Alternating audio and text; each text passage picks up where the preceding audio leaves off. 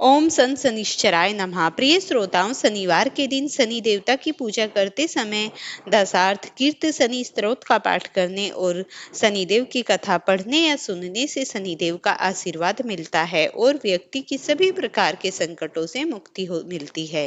हिंदू धर्म में शनिवार का दिन न्याय के देवता शनिदेव को समर्पित है। जो लोग किसी भी विशेष कार्य को सिद्ध करना चाहते हैं, वो लोग शनिवार के दिन व्रत रखकर शनिदेव की पूजा कर सकते हैं और शनि स्तोत्र का पाठ करते हैं तो उनके कार्य में सफलता सिद्धि प्राप्त होती है। इसके अलावा शनि स्तोत्र का पाठ करने से शनि की 7.5 की ढैया का प्रकोप भी कम हो जाता है। तो आइए आज की इस वीडियो में हम आज की कथा को बड़े ध्यान से सुनते हैं। शनिवार व्रत की संपूर्ण कथा पहले सुनिए। दशार्थ की शनि स्तोत्र का हिंदी पाठ, जिसके शरीर का वर्ण नील तथा भगवान शंकर के समान है, उन शनिदेव को नमस्कार है जो जगत के कालिंगम कृतांत रूप हैं। उन शनीश्वर को हम बारंबार नमस्कार करते हैं जिनका शरीर कंकराल जैसा मासीन तथा जिनकी दाढ़ी मूछ और जटा बड़ी हुई है।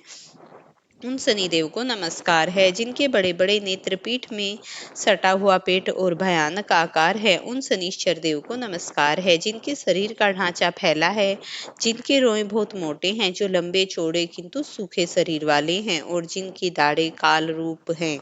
उन शनिवार को बारंबार प्रणाम है। हे सन, आपके नेत्र कटक के समान गहरे हैं, आपकी ओर देखना कठिन है, आप घोर रौद्र भीषण और विकराल हैं। आपको नमस्कार है। बलि मुख, आप सब कुछ भक्षण करने वाले हैं, आपको नमस्कार है। सूर्य नंदन भास्कर पुत्र अभय देने वाले देवता, आपको प्रणाम है।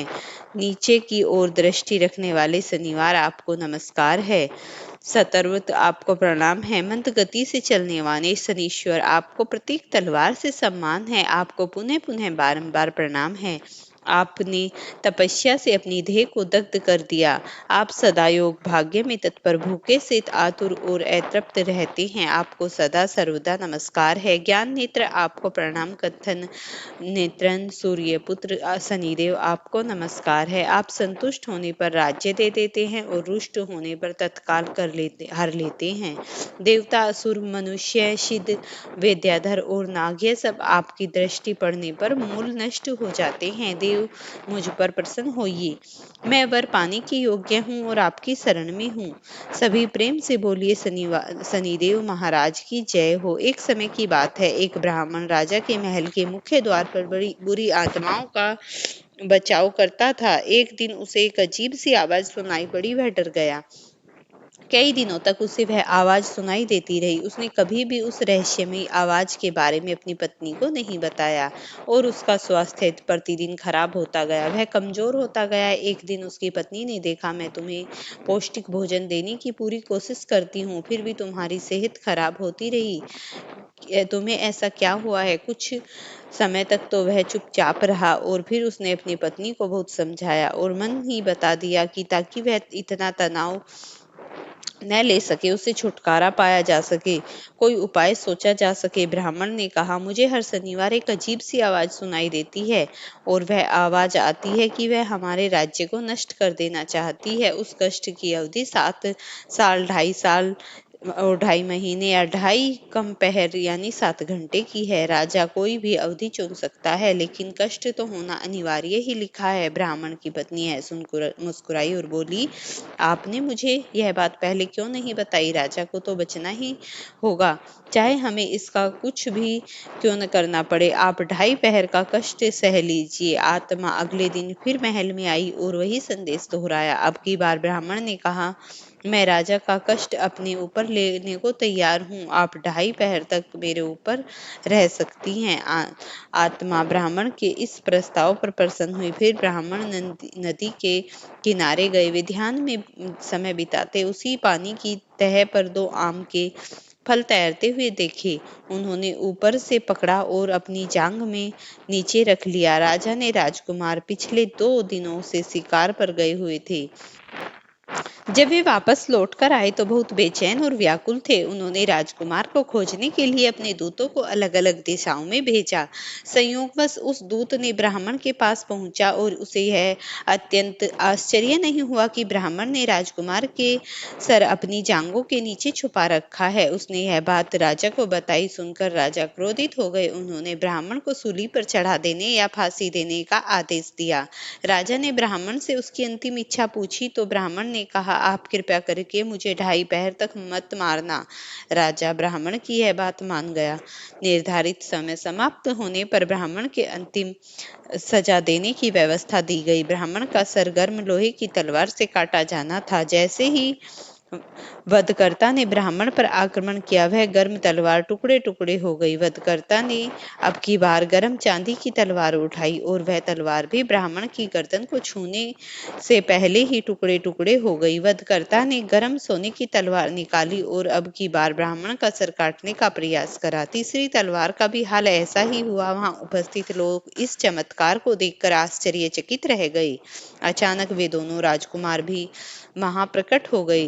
राजा उन दोनों राजकुमारों को देखकर बड़ा प्रसन्न हुआ और उन्हें गले लगाया और ब्राह्मण भी राजा ने दया दिखाई। राजा ने कहा, हे ब्राह्मण देव, यह क्या रहस्य है?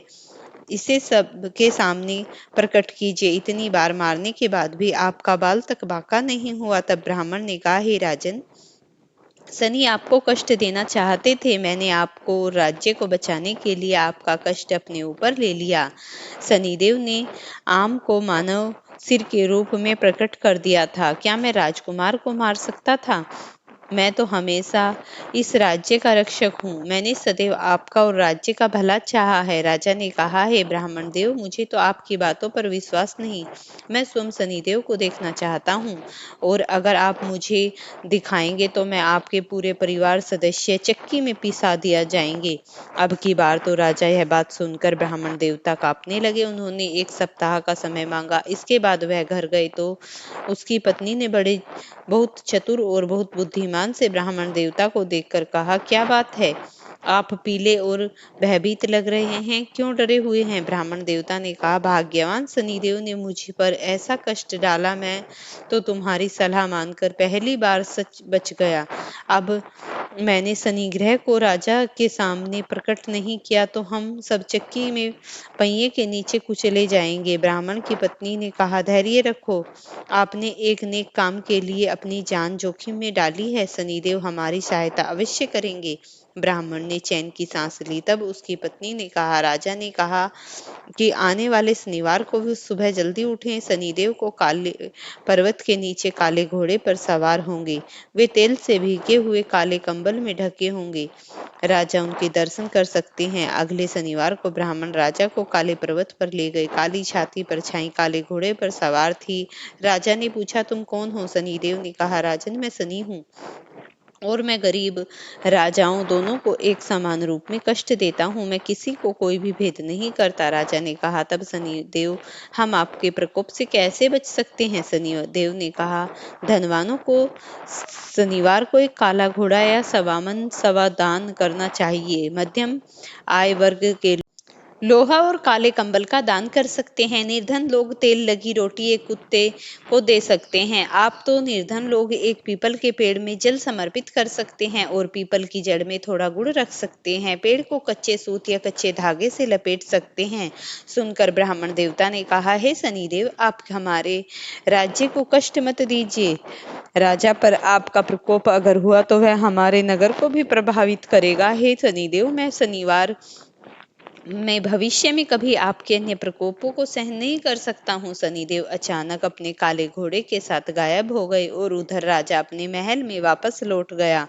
अब ब्राह्मण ने बहुत प्रसन्न था क्योंकि उन्होंने साक्षात सब कुछ अपनी आंखों से देखा। जब ब्राह्मण ने पत्नी को सारी घटना बताई तो वह सुनकर बहुत ही प्रसन्न हुई और इस प्रकार राजा भी शनिवार के नियमों का पालन करने लगा। अब तो उसने पूरे राज्य में घोषणा करा दी कि हर कोई अपनी सामर्थ्य और अपनी श्रद्धा के अनुसार शनिवार का पूजन करे ताकि शनिदेव के प्रकोप से बचा जा सके। एक बार की बात है, सभी प्रकार के देवी देवताओं में ये विवाद हो गया कि सब शनिदेव की पूजा करेंगे और पूरे भक्ति भाव से शनिदेव को मनाएंगे, तभी शनि की साढ़े साती से बच सकेंगे।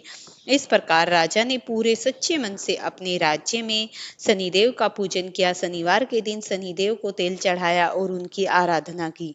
तब शनिदेव ने प्रसन्न होकर उनके राज्य की रक्षा की और उनकी प्रजा का पालन किया।